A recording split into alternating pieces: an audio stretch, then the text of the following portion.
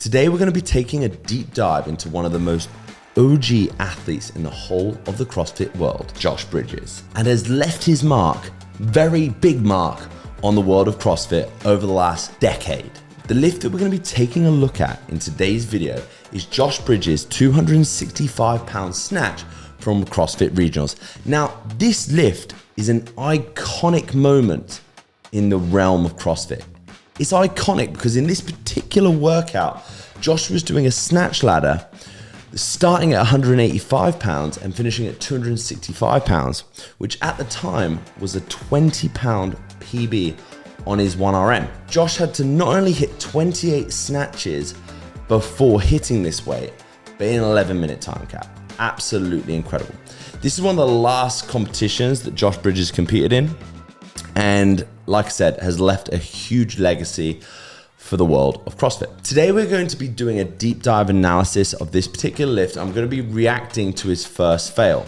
We're going to try and take and learn some lessons from what happened in the first lift, what went wrong, what did he change in the second lift that caused this absolutely incredible personal best lift. By focusing on what went wrong in this first lift, we're going to be able to then hopefully implement some of the key things and lessons that Josh did in between these two lifts that resulted in that incredible lift. So he went for the 265 first of all, failed it, missed it forward. He was pissed off. There's nothing worse in that moment after you just miss a heavy lift and you know how close it was to just actually try and settle your nerves down and not just want to go straight back in and have another rip again. The key thing for me, like in this moment, as soon as you've missed the lift, is you have to let your heart rate settle down and you have to go into that next lift with something different in your mind than what you had in the first. Because I always say this, weightlifting is not a game of like chance. You just have a sling and hope it lands. You have to be deliberate with what you're doing that's gonna have that positive outcome. So whenever I miss a lift like this, I'll be going away from it. Normally I'm watching a video of myself miss it. But in my mind, I'm thinking, what did I do wrong in that lift that caused me to miss it? So that in the next one, like I said, have something deliberate to think about. So this was the second lift that he made. He knew as soon as he caught this one, he had it in the pocket, which was absolutely awesome. Celebration was incredible. Double fist bump for that second one. Let's get a deep dive now into why that first lift that he attempted was a fail. This may seem quite simple, but Josh is looking down in his setup position. I don't really like it when someone looks down in their setup position because I always find that it causes the upper back to soften. Not only that, but it'll also increase the likelihood of someone's looking down during extension to start looking up, and this can cause the shoulders to throw back. So not only are they soft, they're going to throw back at the top of the lift, which is less than ideal. Not sure whether that's the cause just yet, but we'll keep playing. As the weight gets to the knee, pretty good position. Arms are hanging nice and loose at this point. His eyes are starting to pick up now, which is good too. The bar's staying nice and close through this middle phase of the lift, which is really good to see. And we're staying on nice flat feet. And you know, the longer you can stay on flat feet through, the longer you can stay on flat feet through this middle phase of the lift, and you keep the arms relaxed and the shoulders above the bar, the easier it is to use the legs during this extension phase, which is why we see this lovely extension happening with the legs. You've probably heard coaches talk about triple extension and you'd be like, what the hell's that? When you talk about triple extension, we're talking about extension, okay, at the ankle joint, at the knee joint, and then finally at the hip joint. So this is really good triple extension. But it's quite interesting because one of the first things that I picked up on about him looking down, I said there's going to be an increased likelihood that if he's looking down at the start, his head's going to get thrown back at the top. And you can see how if we come back to the start, he's gone from looking in this direction to now looking up. So his eyes have tracked up as he's going through his lift. And we can see now at the top, you can see how his shoulders have gone really far back and his elbows at this point have started to move in this direction. So at that top of the lift, what I would suggest would make a huge impact for Josh in his snatch is, I don't like to be critical because this is submaximal lift, but I'm going to because this would help him lift heavier. If his eyes was dead straight on at the start of the lift, so looking down the barrel like this, and he stays focusing on the same point the whole way through the middle, it helps keep the chest in this point, which means that instead of going back and the elbows kind of following suit with the shoulders at the top of the lift, if he was keeping his eyes straight ahead, what he'd be able to do is actually reach taller here, keeping the elbow higher than the hand, which I think would really help the trajectory of this bar through the middle, because at the moment when the elbows kind of move back excessively at this point, you'll see we get this gap created. Simple cue, I would have just said focus, eyes up right from the start. Even if you're in a crowd or in a competition, picking something to focus on, super important at the start.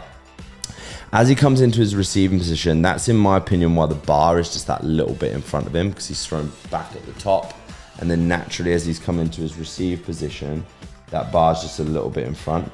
You can see that because of the way that the shoulders have rounded forward in this catch position. As much as he's got great mobility in his wrists and in his shoulders, it's no saving it from that point. What you'll naturally see if someone's in that position as well with the bars tracking forward, what you'll notice is that the hips will move back and the knees will move back during the catch. So watch how the hips and knees at this point, as soon as he catches, moves back.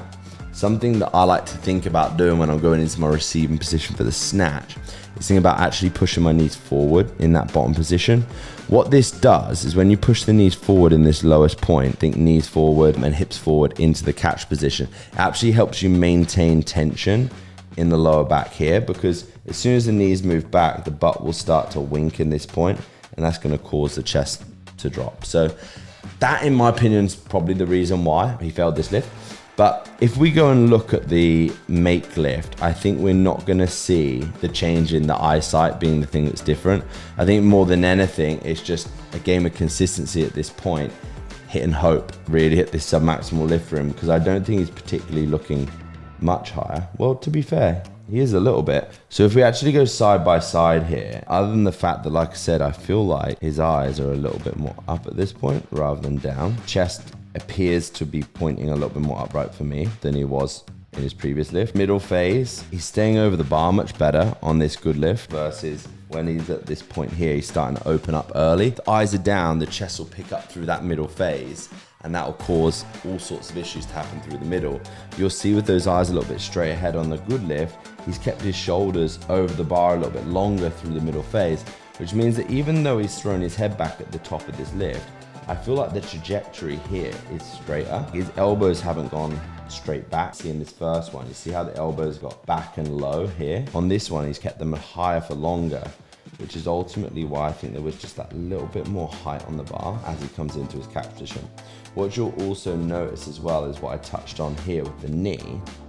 If you see this, watch his miss lift. See how the knees move back in the catch? Watch his good lift. The knees stay forward. Now, when the knees stay forward over the toes at this point in the receive, it makes it much easier for you to utilize the quads to stand up out the bottom position, which is why ultimately it was a really good lift. So, like I said, just to recap that, because I know there's quite a lot of stuff that we spoke about in that video. I think the importance in any scenario of making sure you have a great foundation in the set position is super key. I always think about looking at something just above eye level from standing when I go into my set position so that I'm looking slightly up. You're using whatever you're looking at as a focal point for balance, and that can be really helpful during the extension phase of the lift to keep your eyes focused on your one point, to not let the shoulders roll back, because you can see, like, if the shoulders go back through that middle phase, you start to open up a little bit early. The issue that can be caused with the bar being slightly out in front, which I think we saw with Josh's. So by keeping the head still, chest position is going to be better at the top, trajectory of the bar is going to be better, elbows are going to stay higher than the hands, and not only that, it's going to help you let the knees sit forward in the bottom position so you can keep the chest up and utilize the legs to stand up at the bottom position. Guys, I hope you found that helpful. It was great to watch one of the absolute goats doing a snatch. That would be my advice if I was back coaching this legend back in the day. I hope we'll see him return and start smashing some masters competitions too. If you did enjoy this technique analysis, then do not forget to go and check out my technique analysis, what I did with two other amazing CrossFit athletes, Matt Fraser and Rich Fronin. So go ahead, I'll pop the link to those videos in the corner here. And of course, if there's anyone else in particular you'd like to see me do a review of, or any special weightlifting videos that you'd like to see, then just bang that down in the comments. If you'd like me to do this analysis for you, then all you need to do is hit the link also in the description of this video and head to the lifting zone, where I do all my analysis, all my coaching and programming. I'll be more than happy to help you excel in your Olympic weightlifting. Big love, guys. Take care. Are you kidding me? Way! Josh Bridges!